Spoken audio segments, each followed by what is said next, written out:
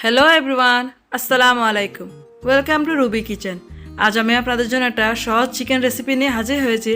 সেটা হলো fried chicken, যেটা কোনো ম্যারিনেশন করে রেখে দিতে হবে না ঘন্টার পর ঘন্টা।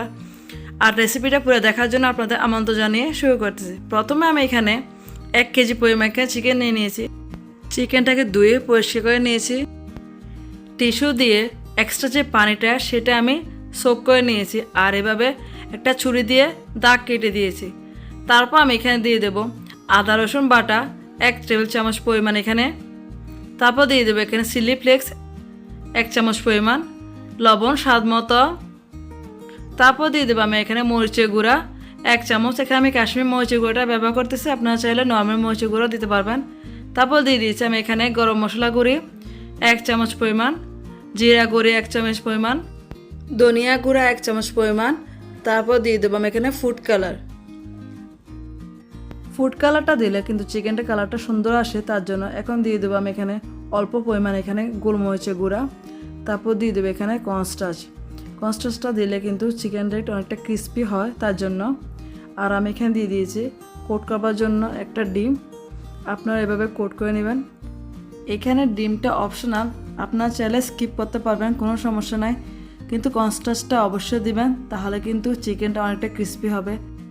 এখন চিকেনগুলোকে ভেজে নেব, তার জন্য আমি এখানে 1.5 কাপ পরিমাণ এখানে তেল দিয়ে দিয়েছি। তেলটা সামান্য গরম হয়ে যাওয়ার পর আমি এখানে দিয়ে দিয়েছি চিকেনগুলো। এই পর্যায়ে চুলার জালটা আমি মিডিয়াম রেখেছি। মিডিয়ামে রেখে আমি চিকেনগুলোকে ফ্রাই করে নেব যতক্ষণ পর্যন্ত চিকেনটা ভালোভাবে কুক না হয়ে যায়। এখন যে বাকি মশলাটা আছে আমি ওইটা আবার উপর দিয়ে দিচ্ছি। চিকেনটা দেওয়ার সাথে সাথে উল্টানো যাবে না, চিকেনটাকে এক পাশ হয়ে যাওয়া পর্যন্ত অপেক্ষা করতে হবে, তারপর আরেক পাশ উল্টাবো। এই চিকেন ফ্রাইতে কিন্তু আমি কর্নস্টার্চ আর ডিম ব্যবহার করেছি যেন ভালোভাবে কোট হয়ে যায়, আর ক্রিস্পির জন্য আমি এখানে কর্নস্টার্চটা ব্যবহার করেছি। আপনারা এটা ব্যবহার করার চেষ্টা করবেন, তাহলে আপনাদের চিকেনটাও কিন্তু অনেক ক্রিস্পি হবে। এখন আমি এক পাশ হয়ে গেছে, আমি উল্টিয়ে দেব চিকেনটাকে। দেখেন চিকেনটার কালারটা কিন্তু অনেক সুন্দর আসছে, আপনারা দেখতেই পাচ্ছেন কালারটা কি লোভনীয়। এই চিকেন ফ্রাইটা করতে বেশি সময় লাগে না। যদি আপনার হাতে 15 মিনিট সময় থাকে, আপনি এই চিকেনটা ফ্রাই করে আপনি পরিবেশন করতে পারবেন। এই চিকেন ফ্রাইটা বাচ্চাদের এত পছন্দ যে বাচ্চারা কিন্তু প্রত্যেক সপ্তাহে একবার হলে এই চিকেন ফ্রাইটা খাওয়ার জন্য বাইরে নিয়ে যায়। তার চেয়ে বরং আমরা যদি ঘরের মশলা দিয়ে আমরা যদি বাচ্চাদেরকে চিকেনটা তৈরি করে দিই, তাহলে অস্বাস্থ্যকর পরিবেশ থেকে আমরা বাচ্চাদেরকে এই খাওয়া থেকে বিরত রাখতে পারবো, সাথে এরা ঘরে একটা টেস্টও পাবে।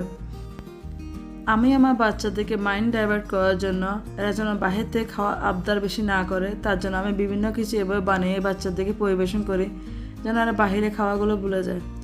আমার কিন্তু এখন চিকেন ফ্রাইগুলো হয়ে গেছে। আপনারা যদি এই রেসিপিটা যদি ট্রাই করেন, তারা অবশ্যই আমাকে কমেন্ট বক্সে জানাবেন যে রেসিপিটা আপনাদের কেমন লেগেছিল। এভাবে করে আমি কিন্তু চিকেন ফ্রাইটা করা হয়ে গেছে। আমি এখন চিকেনটাকে সার্ভ করতেছি রুটির সাথে। এখন আমি আপনাদের দেখাবো যে চিকেনটা কত জুসি আর কত ভালোভাবে কুক হয়েছে। আর আজকের রেসিপি যদি ভালো লাগে থাকে, তাহলে একটা লাইক করে চ্যানেলটাকে সাবস্ক্রাইব করে পাশে থাকবেন। সবাই ভালো থাকবেন, সুস্থ থাকবেন। আল্লাহ হাফেজ, আসসালামু আলাইকুম।